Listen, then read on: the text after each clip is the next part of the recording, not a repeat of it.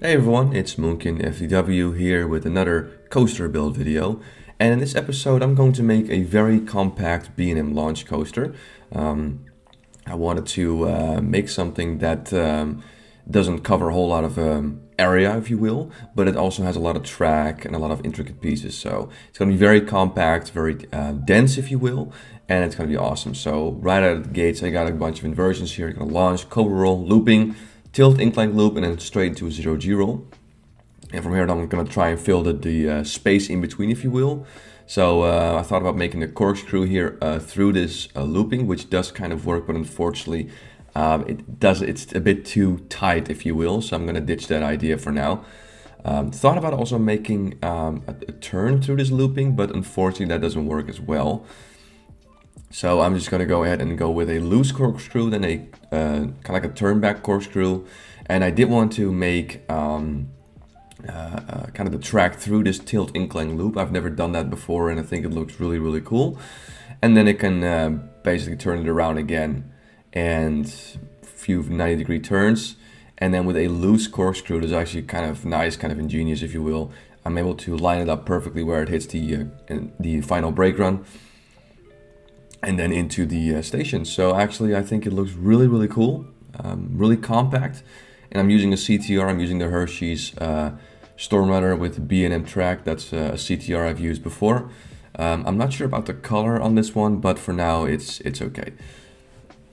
So let's go ahead and add all the supports. Of course, here we're going to speed up the footage even more. It was 300%, I believe, or 500%. Now it's 800%, so this is 8 times faster. And we're going to go ahead and make the supports. And of course, this is very different than my other designs because with kind of wide, how do you say, bigger designs, if we will, I'm able to copy paste a lot of these, pre-made structures, if you will, that I've made in Moby Steel Jungle.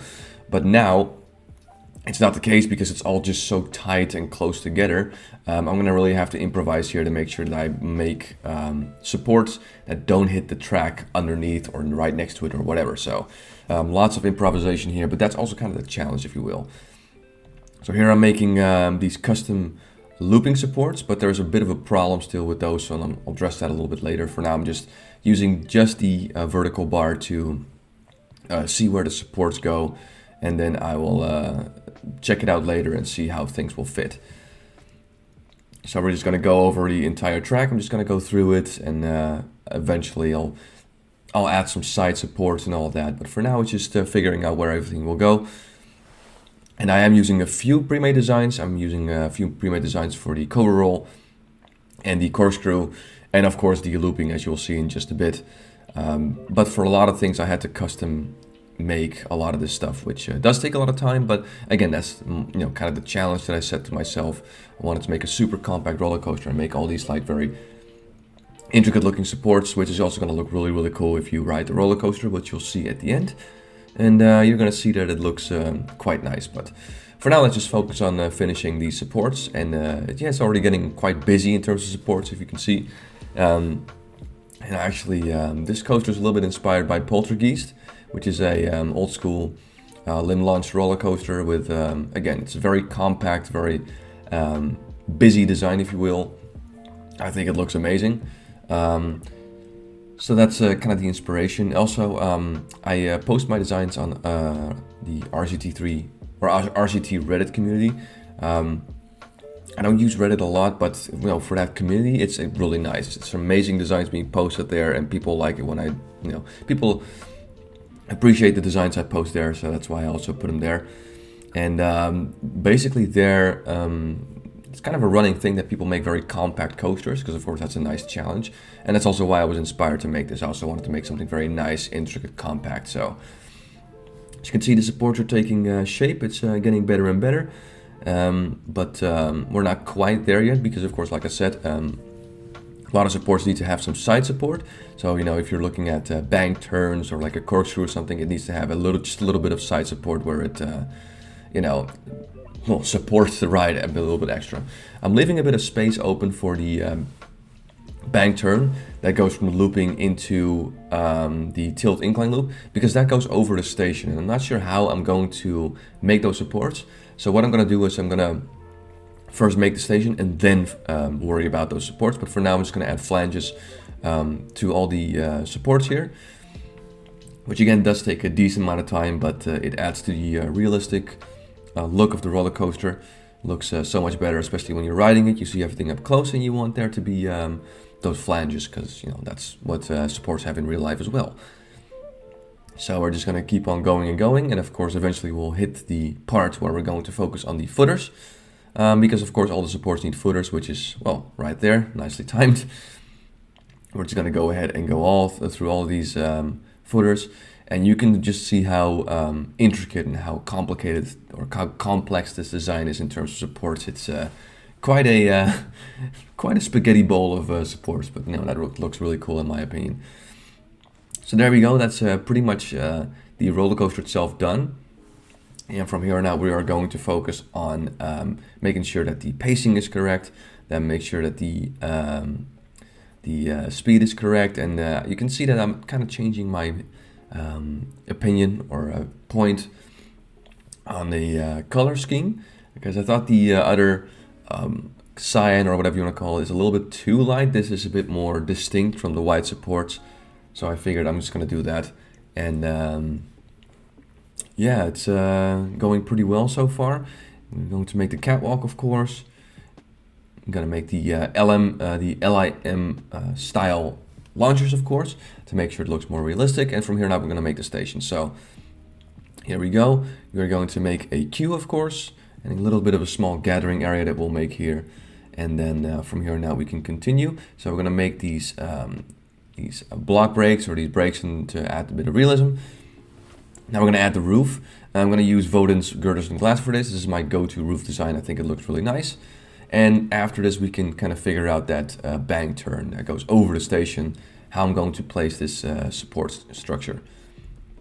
So I just decided to use some angled supports, if you will, that it doesn't look super pretty, but it supports the ride, and it works for now. So not the greatest, but again, you have to make some compromises when it comes to building such a super complex and compact design. You're gonna have to make some compromises. So for here, we're gonna focus on the pathing, because of course I always use this mod called Beastie's Path Covers, where you can make these beautiful paths. You can also make them diagonal and all that. For now, I'm just gonna make a simple design here. And here I'm gonna just check out the pacing of the ride to see what works, what doesn't work. I'm gonna make the launch a little bit later, so the end of the train doesn't go through that very tight corner too fast. And yeah, we're just gonna check it out and see. This is a little bit too slow, so I'm gonna up the speed, turn off the low, eventually I'm gonna turn off the low friction mode, I think, but for now it's okay. So there we go. We're just gonna place some benches, and of course work on a little bit of the environment. So I'm gonna place a couple of trees around it. Nothing too fancy, but just so it covers the area where you ride the ride. And of course I'm going to use the large oak and large Douglas fir, which is my go-to tree selection, if you will. And that will be it. I'm going to finish up the queue here with some tents to cover against shading. And that's pretty much it. That's the super ultra compact coaster done. And I think it looks very, very nice. It's the first time I really made a super compact and complex design in RCT3, and I actually really like how it looks. The supports look awesome. It looks very complex, like I said, a bit of a spider web of support, but I think that looks super great, and I'm really happy how it turned out. And now I'll show you guys a bit more close-up footage, and of course the POV. So yeah, enjoy.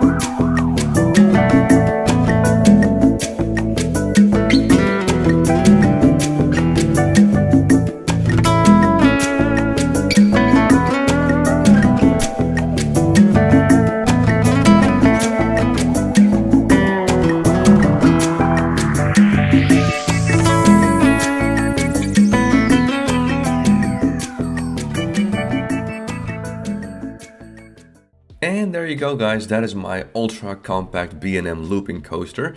Hope you guys like that. Once again, I really like the design. It's something quite different than what I usually do. Usually I make very big roller coasters that cover a lot of area. This one is quite different, but yeah, it was a nice challenge to myself. Really liked how it turned out. And yeah, as always, I want to thank you guys for watching this video. And I'll be back soon with another design. But until then, have yourself a wonderful day.